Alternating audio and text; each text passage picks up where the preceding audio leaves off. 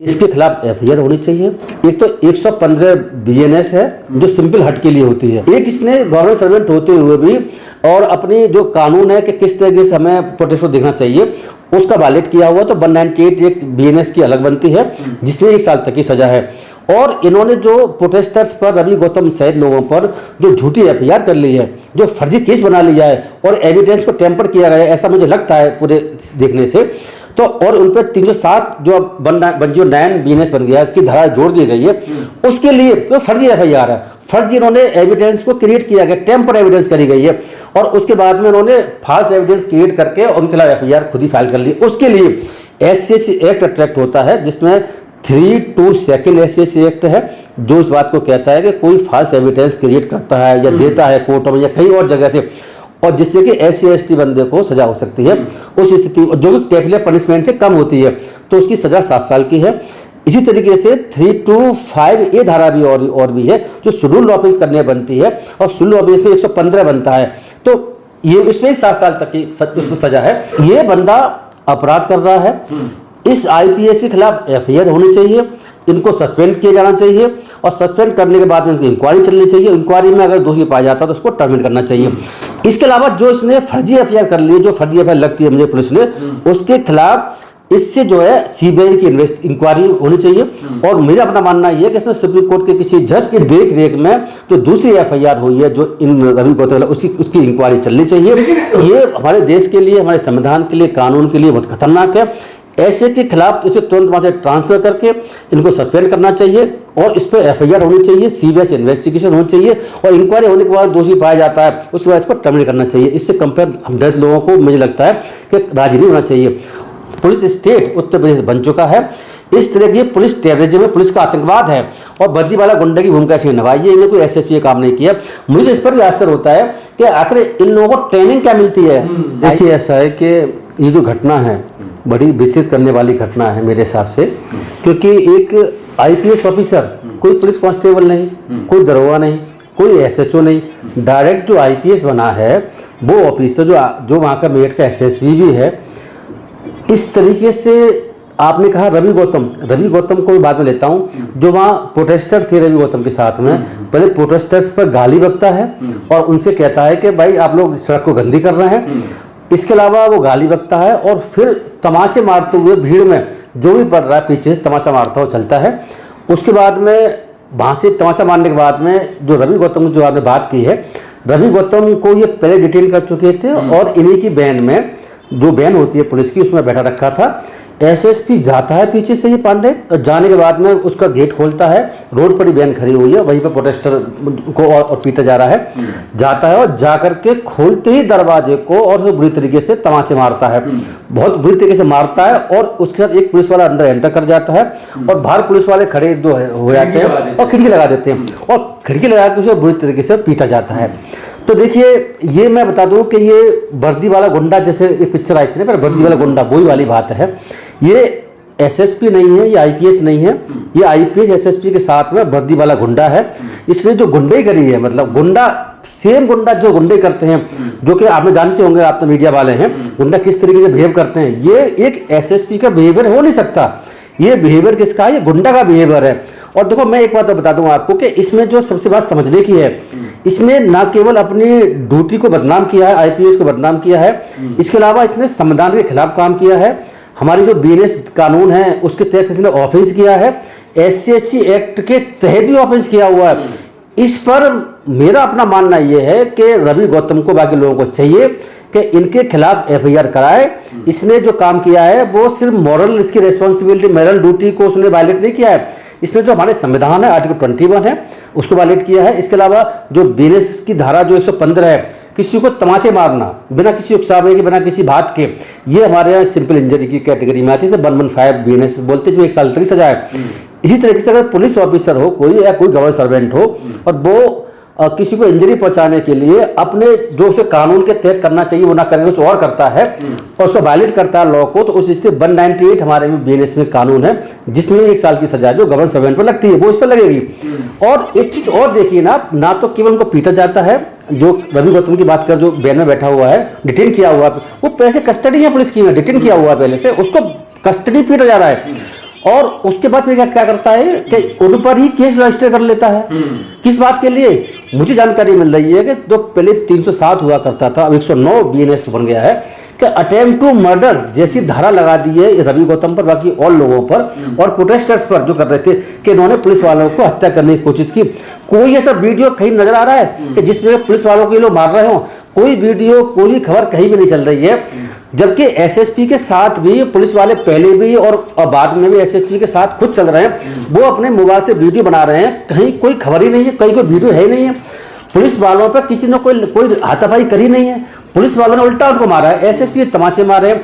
और ये पुलिस वाले करते क्या है, इनकी मोडस ऑपरेंडी क्या चल रही है गौतम जी, कि क्या करते हैं कि ये खुद ही पहले तो अपराध करेंगे, अपने अपराध को छुपाने के लिए, और वो लोग डर जाए उन पर उल्टी FIR कर लेंगे, जिससे कि वो लोग FIR करके वो जेल भेज देंगे और धारा वो लगा देंगे जो कि कठोर से कठोर धारा है, तो इनके हाथ में है भाई, पुलिस धारा लगाती है, लगाने के बाद में उनको जेल भेज देंगे, जिससे कि वो इन पुलिस वालों के खिलाफ कार्रवाई ना कर पाए, वो खुद ही भागते जाते। हमने ऐसी चीजें मैंने कई जगह अलग राज्यों में भी देख रहा हूँ, पुलिस की यही मॉडस ऑपरेंडी रहा करती है। लेकिन पुलिस तो ये कह रही है कि इनके बाप की सड़कें गंदी कर दी है। देखो, बाप की सड़क तो IPS की भी नहीं है। बाप की सड़क किसकी है?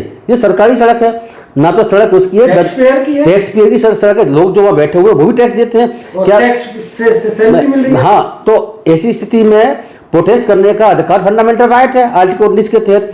तो फंडामेंटल राइट प्रोटेस्ट करने का अधिकार है, वो अपना राइट इस्तेमाल कर रहे हैं। इन्होंने, मैं ये भी देख रहा हूँ कि पुलिस ने उनको परमिशन दे रखी इस बात के लिए कि आप जो है अपना मेमोरेंडम दे सकते हैं उसको DM को, लेकिन DM का गेट बंद था बाहर भी, उसमें जो वो थी DM का जो ऑफिस है कलेक्ट्रेट, वो बंद था गेट, तो वो लोग बाहर ही बैठ जाते हैं।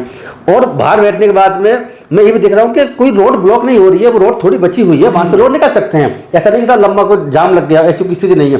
तो इन्होंने देखो मुझे इसकी, अगर आप इसका बिहेवियर देखें और जो इसका चेहरा तमतमाया हुआ है, ऐसा लग रहा है कि जैसे वास्तव में कि कितना हेट रखता है उन लोगों से, दलितों से। ये जातिवाद का मामला भी है, इसमें जाति पिक्चर में बिल्कुल आती है। ये सिंपल ऐसा नहीं है प्रोटेस्टर पर एक IPS ने हमला कर दिया, इसके साथ साथ ये जातिवाद भी है, इसमें ये अनटचेबिलिटी का मामला भी है, जो कि ये गंदा करना, रोड को गंदा करना, कहना, ये कह रहा है कि दलित लोग रोड पर कैसे बैठ सकते हैं, और रोड पर बैठे रोड गंदी हो जाएगी। आप देखो इसके क्या स्टेटमेंट है, और फिर उनको मारना बुरी तरीके से, पीछे से मारना, और फिर बंदी जो बना रखा है पहले से डिटेल कर रखा है रवि गौतम, उसको बुरी तरीके से उसको अंदर पीटना। तो ऐसे IPS ऑफिसर को मैं बता रहा हूँ आपको कि मेरे हिसाब से जितना मैंने लोग समझा पड़ा है, इसके खिलाफ FIR होनी चाहिए। किस धारा में? मैं वही बता रहा हूँ, एक तो 115 BNS है जो सिंपल हट के लिए होती है, कोई अगर किसी को सिंपल हट करता है तो 115 धारा बनती है, जो पहले 323 IPS हुआ करती थी। एक इसने गवर्नमेंट सर्वेंट होते हुए भी और अपनी जो कानून है कि किस तरीके से हमें प्रोटेस्ट देखना चाहिए, उसका वायलेट किया हुआ, तो 198 एक BNS की अलग बनती है, जिसमें 1 साल तक की सजा है। और इन्होंने जो प्रोटेस्टर्स पर, रवि गौतम सहित लोगों पर जो झूठी FIR कर ली है, जो फर्जी केस बना लिया है और एविडेंस को टेम्पर किया गया है, ऐसा मुझे लगता है पूरे देखने से। तो और उन पर 307 जो 109 BNS बन गया की धारा जोड़ दी गई है, उसके लिए तो फर्जी FIR है, फर्जी इन्होंने एविडेंस को क्रिएट किया गया, टेम्पर एविडेंस करी गई है, और उसके बाद में उन्होंने फॉल्स एविडेंस क्रिएट करके उनके खिलाफ FIR खुद ही फाइल कर ली। उसके लिए SCC एक्ट अट्रैक्ट होता है, जिसमें 322 SCC एक्ट है, जो इस बात को कहता है कि कोई फॉल्स एविडेंस क्रिएट करता है या देता है कोर्ट में या कहीं और जगह से, और जिससे कि SC/ST बंदे को सजा हो सकती है, उस स्थिति जो कि कैपिटल पनिशमेंट से कम होती है, तो उसकी सजा 7 साल की है। इसी तरीके से 325A धारा भी और भी है, जो शेड्यूल ऑफिस करने बनती है, और शेड्यूल ऑफिस में 115 बनता है, तो ये इसमें 7 साल तक की उसमें सजा है। तो इसमें समझो ये बंदा अपराध कर रहा है, इस IPS के खिलाफ FIR होनी चाहिए, इनको सस्पेंड किया जाना चाहिए, और सस्पेंड करने के बाद में इनकी इंक्वायरी चलनी चाहिए, इंक्वायरी में अगर दोषी पाया जाता है तो उसको टर्मिनेट करना चाहिए। इसके अलावा जो इसने फर्जी FIR कर ली, जो फर्जी FIR लगती है मुझे पुलिस ने, उसके खिलाफ इससे जो है CBI की इंक्वायरी होनी चाहिए।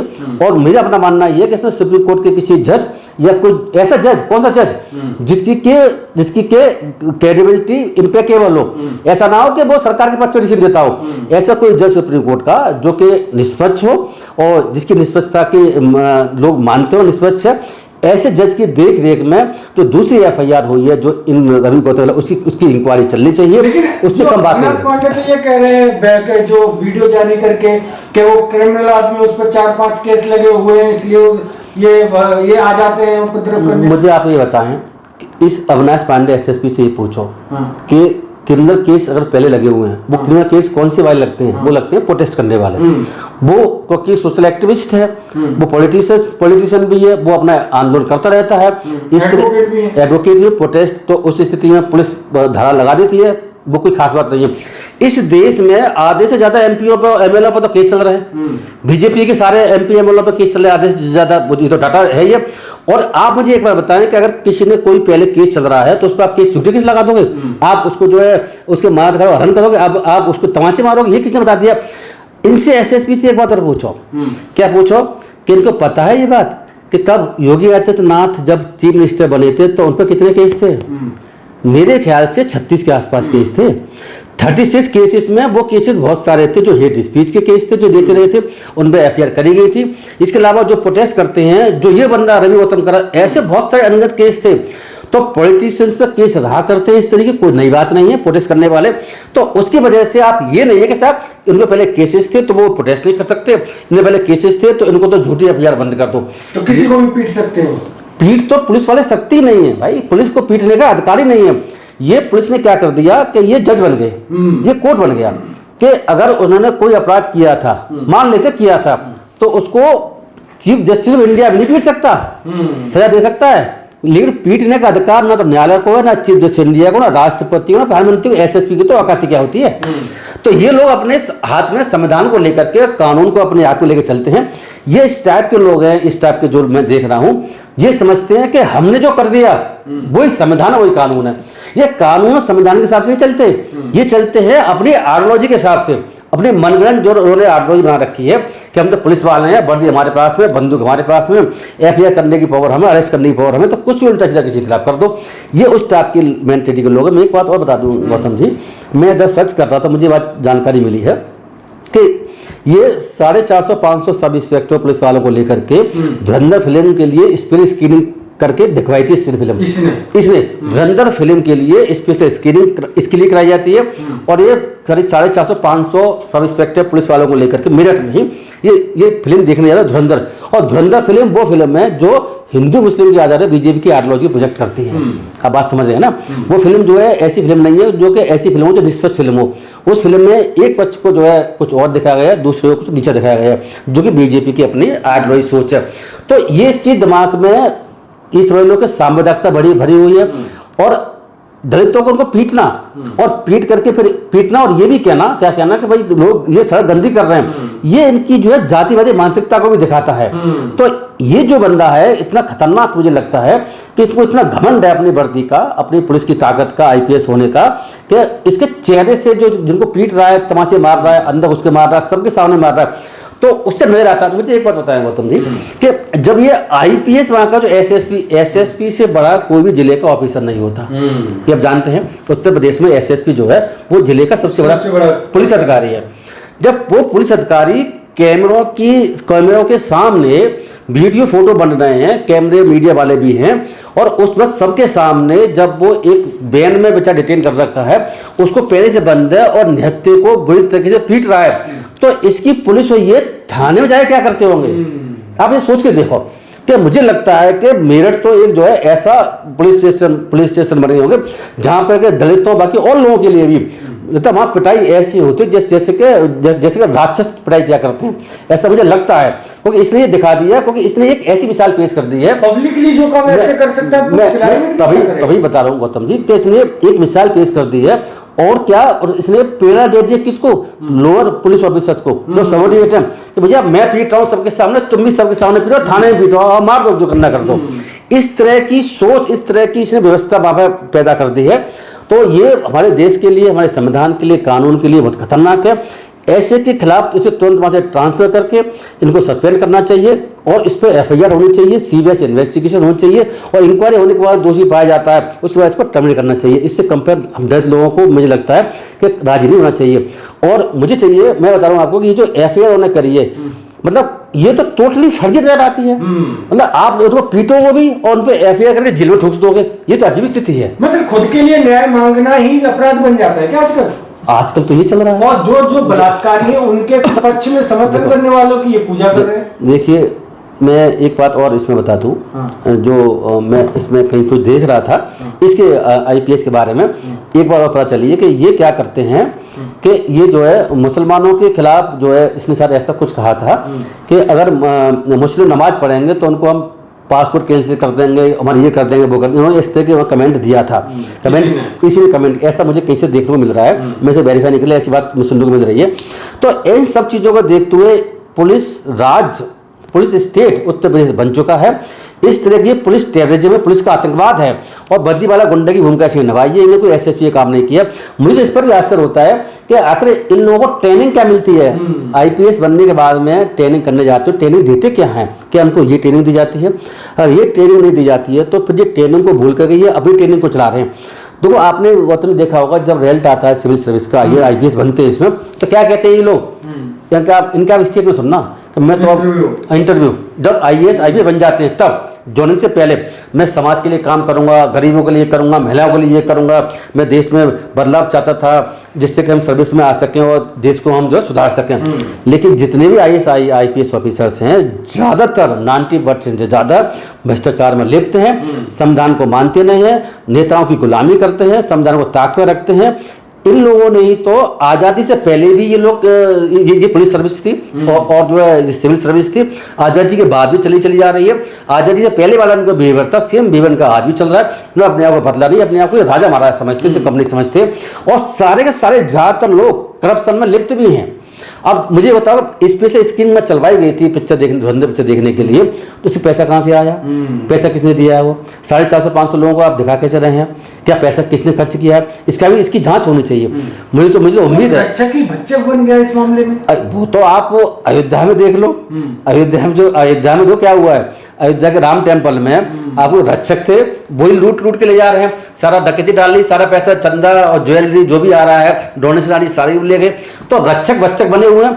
पुलिस वालों ऑफिसरों के अगर आजकल देखें तो आप देख लेंगे कि पिछले, मैं देख रहा हूँ हफ्ते 10 दिन 15 दिन के अंदर आप देखेंगे अखबारों की खबरों में कई सारे आईपीएस ऑफिसर के खिलाफ एफआईआर हुई है और कुछ आईपीएस ऑफिसर भ्रष्टाचार के आरोप में गिरफ्तार भी हो रहे हैं। आईएएस के हाल चल रहा है। तो ये लोग देश को सुधारने के लिए काम नहीं कर रहे। ये लोग जो है जितने भी आईएएस आईपीएस बने हुए हैं, ज़्यादातर लोग 90% से ज़्यादा मैं कह सकता हूँ, वो लोग भ्रष्टाचार में तृप्त हैं, लोगों के अधिकारों का दमन करते हैं, संविधान कानून को बिल्कुल नहीं मानते।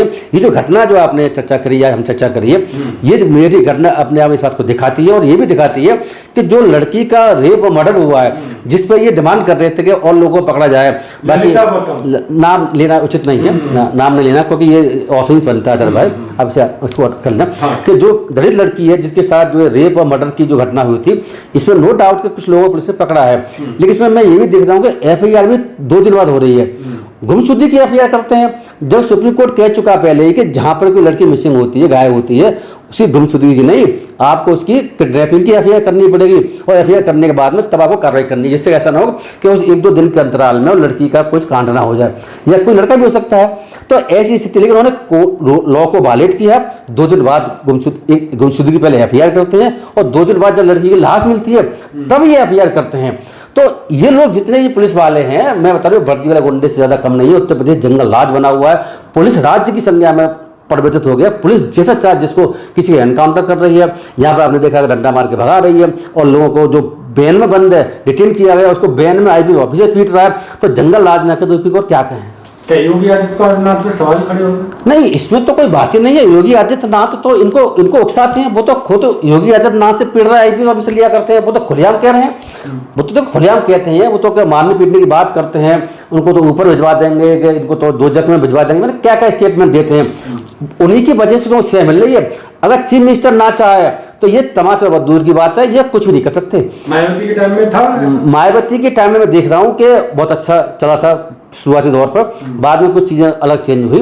शुरुआती दौर पर शासन अच्छा था, ऐसा कोई बात नहीं, और कड़ाई से पालन किया जाता था। लेकिन बाद में वहाँ भी चीजें बिगड़ी। लेकिन आईपीएस जितने बने हुए आज के समय में ये कुछ नहीं कर रहे हैं। मैं जवाब दोबारा फिर रिपीट कर देता हूँ कि इसमें सीबीआई इंक्वायरी होनी चाहिए। कौन सी बात के लिए? एफआईआर फर्जी करी है उसके लिए। रवि गौतम पे, रवि गौतम पे, बाकी और लोगों पर। दूसरा, इनको सस्पेंड करना चाहिए, ट्रांसफर कर देना चाहिए, जिससे इंक्वायरी में वादाना है। यहाँ पर ट्रांसफर तुरंत जरूरी है। सस्पेंशन करके इंक्वायरी करके अगर इसे दोषी पाए जाते हैं तो टर्मिनेट करना चाहिए और FIR इस पर अवश्य होनी चाहिए। जो भी धारा बताई है, ये धारा कम से कम और बनती है, इसलिए धारा 3 धारा और बनती हैं। एक मैं उन 3 धारा को बता दूं जो धारा क्या कैसे बनती है। एक धारा 3(1)P बनती है, वो ये कहती है कोई अगर SC और ST के किसी बंदे के खिलाफ false case, criminal civil case register करेगा तो वो SCC एक्ट में अट्रैक्ट होता है। इस तरीके से कोई किसी ऑफिसर को फॉल्स और गलत इन्फॉर्मेशन देगा जिससे कि पब्लिक सर्वेंट अपनी पावर का इस्तेमाल करके दूसरे व्यक्ति को SC ST के खिलाफ कोई इंजरी कॉज करे। इन्होंने ऑफिसर जो वहाँ SHO है उसको फॉल्स इन्फॉर्मेशन देकर FIR करना, ये उस कैटेगरी में आता है। इसी तरह इसने क्या कहा कि उसकी इंसल्ट भी करी है उसकी, रवि गौतम की, पब्लिकली। तो 3(1)R धारा है जो इंटेंशनली इंसल्ट और intimidate with intent to humiliate the member SC ST, वो धारा